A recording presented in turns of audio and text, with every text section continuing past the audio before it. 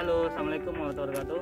Oke, di sini kemarin kan kita sudah menjelaskan ya tentang di postingan berikutnya itu kan tentang komposisi terus manual mode dan sebagainya pada kamera smartphone. Nah, sekarang kita akan belajar ya mencoba tips-tips, langsung kita praktek bagaimana itu komposisi, bagaimana itu cara mengambil foto menggunakan kamera mode ya seperti itu. Oke, langsung aja kita ke videonya.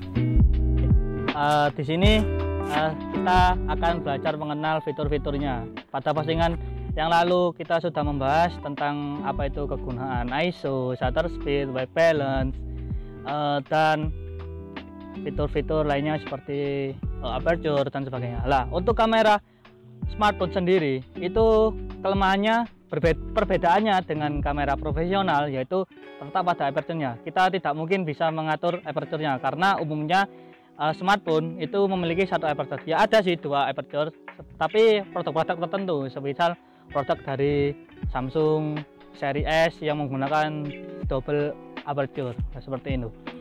Lah, yang pertama kita akan mulai membahas tentang ISO.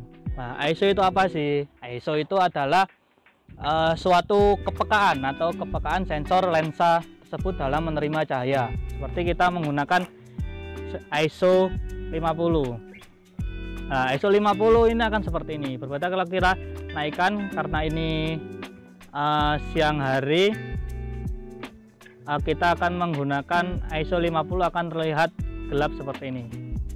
Jadi seperti itu ya, ISO 50 akan gelap. Kemudian jika kita menaikkan ISO, nah, hasilnya akan terang, tapi terlalu terang jika kita menggunakan ISO 3200 pada siang hari, karena sensor ISO ini peka terhadap sinar yang ada. Jadi bagaimana kita cari ISO yang pas untuk siang hari? Kita pakai ISO misal 320. Nah, yang kemudian yaitu shutter speed atau bukaan lensa.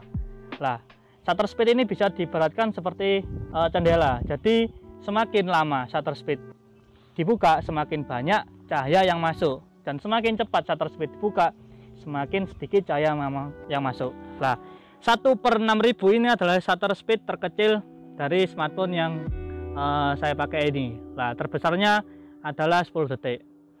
Lah, semakin kecil atau semakin cepat shutter speed itu membuat cahaya juga semakin gelap, karena cahaya yang diterima atau yang masuk itu sedikit. Berbeda jika kita semakin besar shutter speednya, semakin lama cahaya yang masuk semakin banyak, dan seperti ini kan over, jadi terlalu banyak cahaya masuk, jadi cahaya atau foto itu terlihat hanya putih seperti itu. Jadi kita paskan shutter speed dan ISO itu kita paskan sesuai yang kita butuhkan. Terus jika shutter speed dan ISO adalah sama-sama untuk mencerahkan, lalu apa bedanya? Nah, bedanya di contoh kali ini kita foto di ruangan yang mungkin yang agak gelap, jadi nggak terang-terang banget.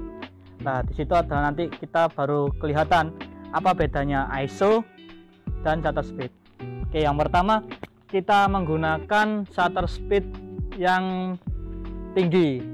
Misal kita pakai yang shutter speed 1/30 dan kita menggunakan ISO rendah seperti ini ya. Oke, dan usahakan kalau memfoto menggunakan shutter speed tinggi atau long exposure, kita menggunakan alat bantu, menggunakan tripod. Soalnya jika kita menggunakan shutter yang tinggi, kita posisi kamera tidak boleh bergoyang-goyang, nanti akan membuat foto menjadi blur. Jadi tidak boleh bergoyang-goyang kayak gini. Jadi kita usahakan menggunakan tripod. Oke, kita coba foto objek yang berjalan atau apa.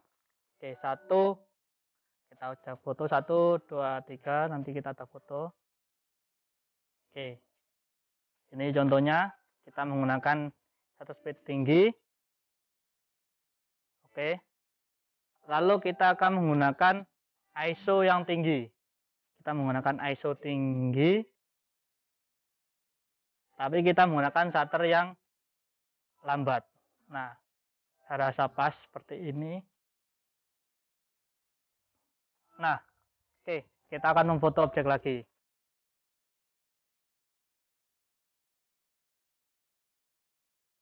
Oke, lalu kita lihat perbedaannya. Nah, objek yang kedua ini tadi menggunakan ISO tinggi dan shutter speed lambat. Nah, kita bisa lihat objek terlihat masih jelas. Oke, terlihat masih jelas. Nah, foto yang pertama tadi menggunakan ISO rendah dan shutter speed tinggi. Jadi sama-sama pencahayaannya sama-sama terang, tapi bedanya jika shutter speed tinggi untuk objek yang bergerak akan menghasilkan blur seperti ini. Jadi objek akan blur kalau objeknya bergerak.